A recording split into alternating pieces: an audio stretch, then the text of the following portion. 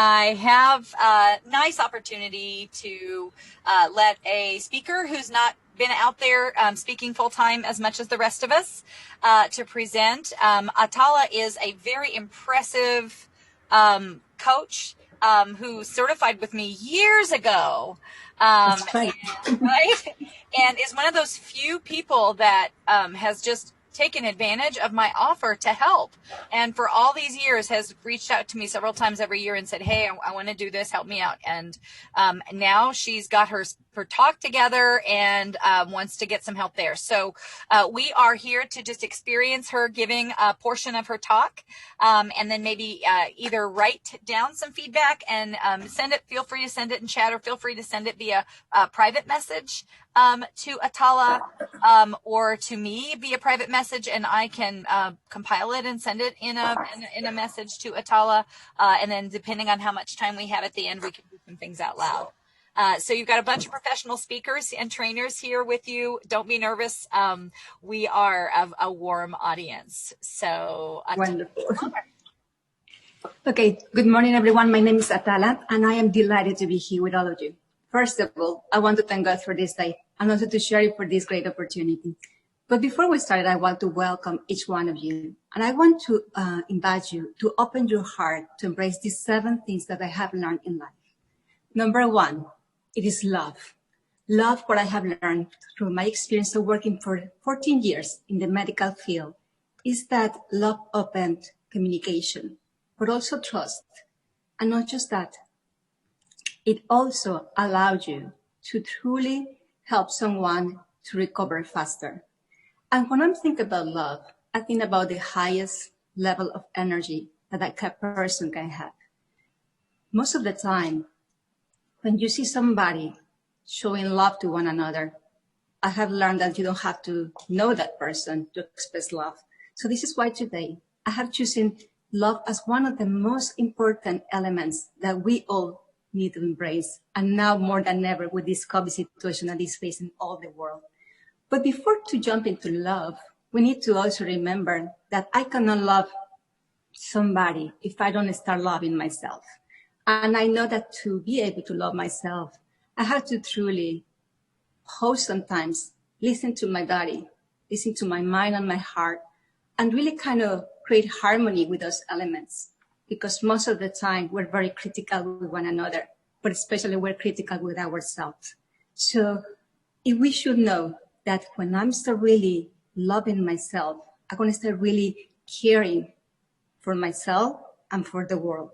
So today I want to invite you to truly create that harmony with your body, with your mind, with your heart, and see what you're expressing to yourself, how your body feels, how your mind is creating harmony maybe with your thoughts, with your emotions.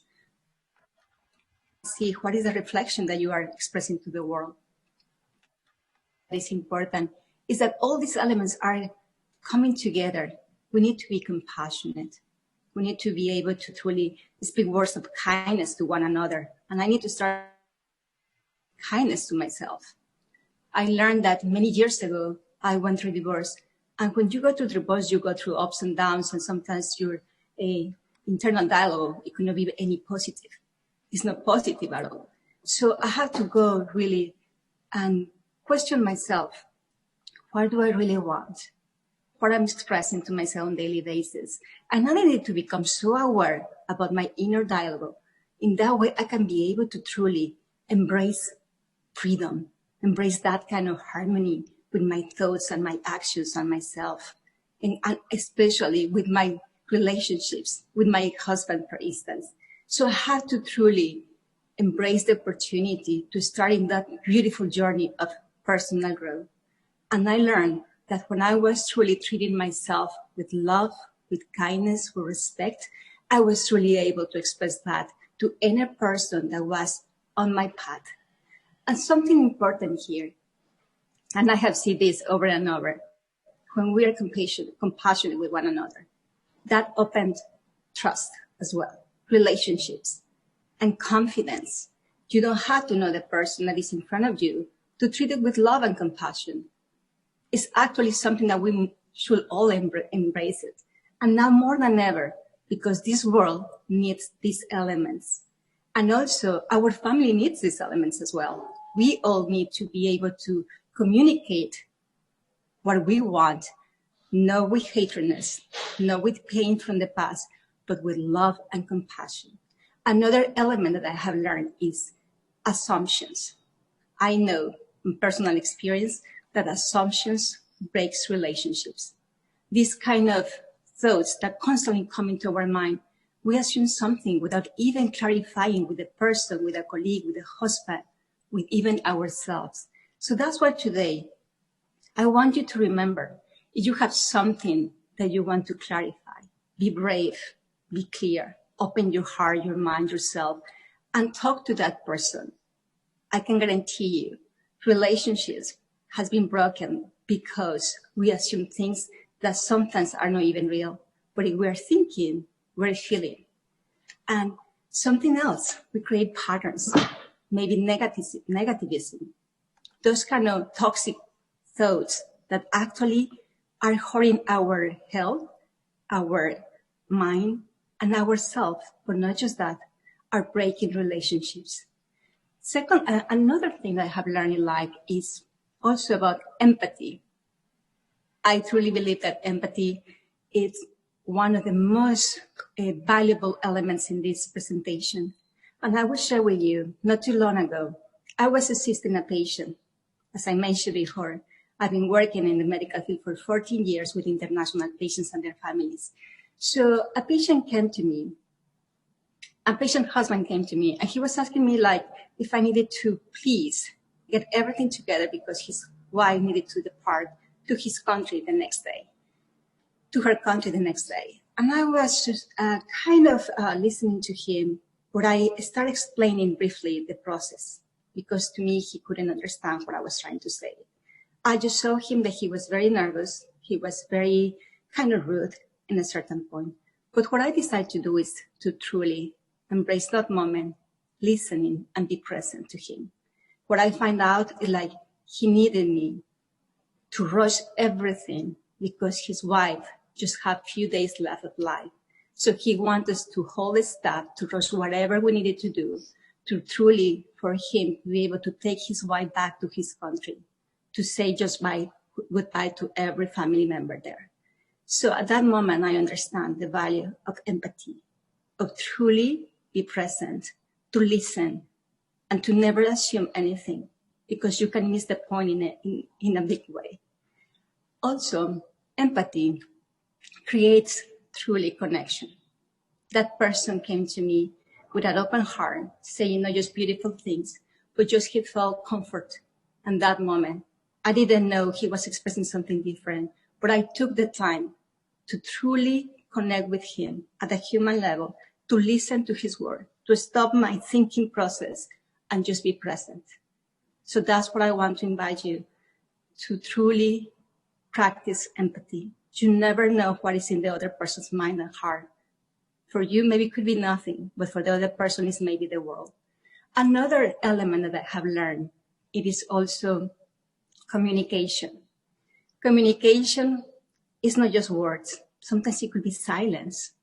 Sometimes that silence that express just the connection from two people that even don't speak the same language. I remember one day I was with a Russian patient and everybody was complaining about her. She didn't want to eat. She didn't want to do any exercise. And to me, it was just common sense. I love people from all over the world. And I decided to just go to Google and just print just basic things. How are you doing? How do you feel? Do you need something? Do you have pain? And I just printed and just practiced it. Before going to her room, before I entered to her room, another nurse came and said, Atala, this patient is so difficult. She doesn't do anything that we're kind of trying to explain her to do. And to me, I was like, it is normal. She is from Russia. She doesn't speak the language. She doesn't have any family member with her. How do you think she's going to react? She needs to be able to be, she needs to be understood. That was it. The first thing that I did was I went to her room, smiled to her, and she smiled back to me. So I said, that's the good news. I came inside. I went inside the room, and suddenly, just with, expressions with your hands, we were able to engage. I was just practicing my sign language, I could say that. And I invited her to start eating. I asked for some snacks. And I didn't hesitate to open it, to offer to her. And the doctor came into the room. And I remember he was telling me some things and say, could you please tell the patient? Say, I'm sorry, I'm not the interpreter. I'm just here to help. And he was like, what you are doing? And he should start eating. Yeah, yes, but sometimes we don't need to speak the same language to connect at a human level. So I learned that communication, it is go beyond that words. Sometimes it could be silence. Sometimes it's just the attitude to be willing to connect at a human level again to somebody that doesn't speak your same language. Something also that I have learned in communication is that truly it is amazing. It builds a better team building. It's going to create a better relationship with your colleagues, with your spouse, with your kids.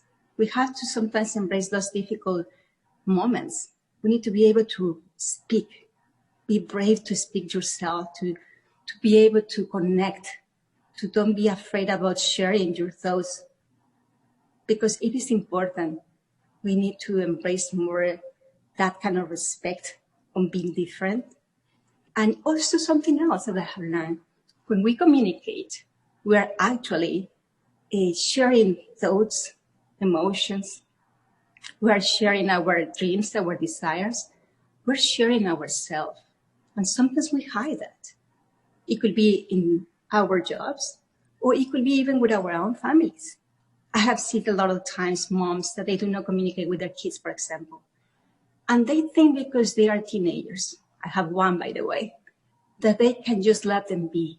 It is okay to let them be, but you have to always embrace those moments. You have to always try to communicate even to a deeper level, to know what is the person thinking and feeling, how the person is evolving, what is his wants, his desires. You cannot just allow the person to just say, it's his time, I'm going to let him be. Yes, you have to respect his independence, his space, her space. You have to always remember that communication is the key to strengthen a relationship. Something else I have learned is also to just be able to be grateful. I think gratitude is one of the most important things. I have learned that when I practice gratitude, it actually disconnects me from the past fear or the past pain or for the future worries, because I'm truly embracing my day, my one day at a time. And I remember a long time ago when I was divorced, I decided to come back to Houston out of the blue with my 5-year-old kid. And actually I didn't have any job, I didn't have any car, but I was just so eager to see what the life's going to be bringing to me, I was just like, so I become so faithful, but faithful to God because he opened my awareness, my spiritual awareness about enjoying one day at a time and also embracing the blessings, accepting anything that I used to have. Like when I came back, I remember I used to really be grateful for the little things in life. When a friend used to come and pick me up, I was just so grateful. When somebody said tomorrow's going to rain, I even didn't know it was going to be raining tomorrow. I was just embracing the present moment and being so grateful to see how everything started kind of aligning together, because now I understand it was preparation for me to be able to help other people. At that moment, maybe I didn't know that. But I become really grateful, even up to today, that to me, there is no day that I cannot stand up in the morning. And the very first thing I do is being grateful. I write it down, or I'll just say it verbally. But it has been so ingrained in my life, in my mind, in my consciousness, that it just changed my perspective. When you are grateful, everything looks different because you can see the good things in life, even in the worst moments in your life. And when I'm talking about these elements, I want to share with you that it's not just to It's going to help you to create a better relationship with yourself or with the world, which is true. But also, it's going to improve your health and well-being. You're going to sleep better at night. Your blood pressure is going to be more stable. You're going to be able to decrease stress. And who doesn't want to decrease stress in these days? You're going to be able to communicate with an open heart and mind to whoever person is in front of you, because you are departing from love, because you are embracing compassion with yourself, because you are expressing that kind of gratitude that allows you to see things differently. Even though the world could be a chaos, could be a chaos in the world, your inner world is at peace. So that's so important. People need to have more peace. We all need to sleep better at night. We all need to communicate with an open heart. Even though we may be criticized for others, we should just be able to respect ourselves and not criticize ourselves, because we all are unique. One thing that I learned through going through all these journeys, through my journey of personal growth and spiritual growth, is that I stopped comparing myself with my friends, with people, but I started really embracing my own uniqueness, my own story, my own struggles from different perspectives. I started accepting myself in the way that I've been created, with the stories that I had been able to embrace. And especially, I decided to every single day to truly be able to embrace life with open arms, but also departing with love. To me, love has allowed me to connect with thousands of people from different countries, has allowed me to truly develop relationships with them, and especially has allowed me to help somebody which is going through difficult times to be open, to be able to connect, but especially to trust. Trust is necessary. Everyone, when we're able to trust one another, we're able to truly go and help that person to transform a fear, to transform pain, or any other maybe emotion that we have. And not just that, I'm sure that we all want to have a better life. We all want to enjoy more happiness, but we all wanted to have more health. So today, my wish for you is that if you have any of this that you may be interested to practice, maybe for 1 week or for 2 weeks, extend it to 1 month, I will guarantee you it will shift your mind, but also it will allow you to see the beauty in life, in yourself, and the world. Thank you. If I am right now, anybody would like to just kind of connect with me, I am on Instagram and Atala Coach, and also Facebook. I have a Facebook group for coaches, Atala Coach, and link Atala Tovar, and here is my email too. All right. So good ways to clap like this. Very nice. Atala, I really appreciate your presentation, because I think those of us who are contract trainers, we're so big getting in there, getting the content, and not really having that chance to just step back and share from the heart. This is a very different type of presentation than I ever give. And you're seeing some really good comments in the chat, but I'd love to just feel free to unmute. And I know mostly we're saying really nice things to Atala, and I think she needs to hear those. But I would also love to reserve some time for what else could she do to be even better. So let's open up the mic. Atala, is it Atala? Am I saying that? Yes, you're right, Atala. Yeah, I just want to share 3 things. I'll go quickly because I know other people have stuff too. One thing I want to just encourage you to do is maybe be a coach, or do meditation, because your voice is so soothing. I do a program on palms up, palms down, and it's all about getting in that zone of meditation and presence, being present. And you have this phenomenal tone that you just take people in a trance. I mean, it's calming, all right, and during a stressful time. The second thing I want to share is that when you said seven things, seven things I've learned. When you do each one of them, you might want to consider saying number 1, number 2, 3, number 4, number 5, number 6, number 7, because you've got to take your audience on a journey. Okay, and they need to know where we are because they zone in and out, and you got to be aware of that. They're going to come in and out. That's part of human nature. Number 3, what I wrote down is your opening. You want to grab them right away. And you talked about love right away. And that's the end result. Love is the end result. Take us on a journey about love without telling us LOVE. Okay. That word is overused in our society at times. For me, anyway, this is my perspective. And I'd like to hear a journey that says, and this is love. I would even put my hand on my heart and say, just put your hand on your heart. And just pause for a moment so that people can really be centered in that moment of calmness in a chaotic world. So those are the 3 things I would just suggest. Thank you. You did great. Thank you. Thank you so much for your feedback. I really appreciate it. Hi, this is Delisa. I guess I'll go next. I wrote quite a few things, positive things in the comment section, so I won't reiterate some of those. I know you haven't had a chance to look at them yet, but I do have 2 suggestions, and this is just the production part of me.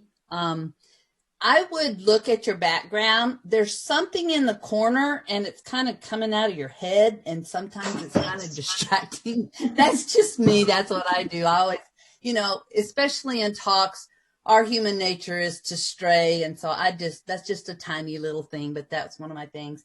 And then the other thing is I would really have a strong call to action.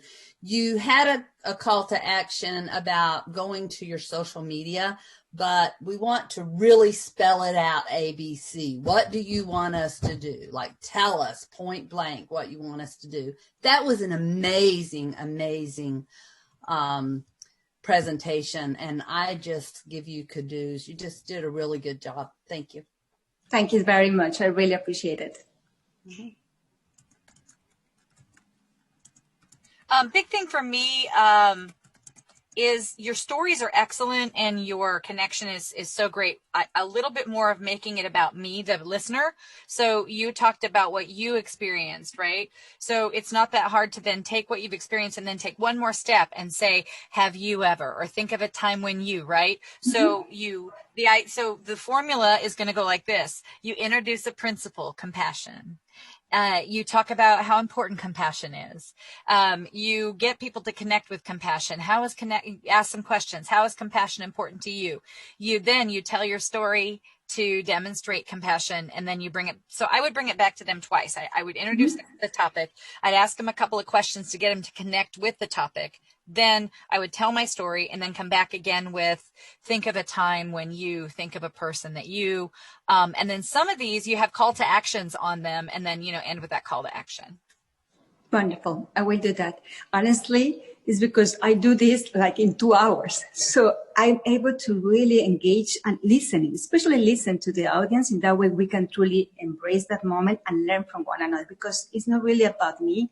When I do it, it's about them, the audience. I believe that about you. I believe that you're one of the best, most in-depth listeners I've ever, can't you all see that? Like, you can tell Atala really listens and really cares. Yeah. Thank you so much, Sherry. Yes. So we do have the handout with the 7 things, and we have it in the Dropbox for you. And she does do that when she does her talk. So very good. Oh, great. Good. Yeah. All right. We have just maybe 2 more minutes if anybody has anything else. I know this was so tough to tell somebody to take their 2-hour presentation and do it in 20 minutes. But it's always one of the highlights of the marketing summit is grabbing someone and giving them this chance. Thank you. Well, and there's a lot of places where you're only going to have 20 minutes. That's right. So I put my comments in the chat, Atala. Thank you very much. And then speaking to what Jeff just said, Atala said, should I just pick one topic and go more in depth to it, or should I do all the topics? I just told her, when you have to do your 2-hour presentation in 20 minutes, you have two choices. You either do all your points, but you do them just really shallow, or you take 1 or 2 points and go in depth. You kind of did both. You narrowed the number of topics you did, and you did them a little more shallowly. That was done well. I didn't feel like you were rushing to try and get a 2-hour topic in there. And this isn't just a note for Atala. My note about the slideshow, I've noticed this a lot lately, where the speaker's this big and when they're sharing their screen, and we really want to see the speaker more. I think, especially, and this wasn't your issue. This was I was actually at an MPI event, and they had all the slide was the speaker's name and title. Yet they left the slide up the whole time, and there's this tiny person talking for 20 minutes. The other thing you could do with Zoom, which you couldn't do with the Mentimeter, but with the Zoom Advanced, you can open up the PowerPoint as your background, and then you can be in the front of the slide with this. You have to look at the colors on your PowerPoint slides to make sure you don't blend in and disappear, but you can actually, one of the functions of Zoom now it's a beta, bringing up that PowerPoint slides as your background. And so everything's on one screen. I don't know, it seems to be people kind of like it because they don't lose the speaker with the slideshow. That's my fault, you guys. I went ahead. She had me run the slideshow, and I kind of made the executive decision as to when to show the slides and when to just spotlight her. But everybody, I think this is a great learning lesson. When we're on Zoom, that is an important thing to recognize. I'll be emoting, doing all this great stuff, and nobody's even looking at me. They're just looking at my silly PowerPoint presentation. So do upgrade to the latest version of Zoom for that feature that Kathy's talking about. I have a question for everyone. And do you guys recommend me for the next time? Because I don't even mind to don't share slides, honestly. I'm more like, I love to talk, and I think I love to connect. So I did it because presentation, but I can even go without the slides and just really go with the steps and ask questions and pause. And that way it's going to be more like it connected with the audience. And it's not just going to be the background. And I really am more in favor of that. So I want your feedback, because even if it's 20 minutes, it's maybe better to don't have maybe few slides, maybe 5 at the max. And if then you can just go really without slides, I'm all for that.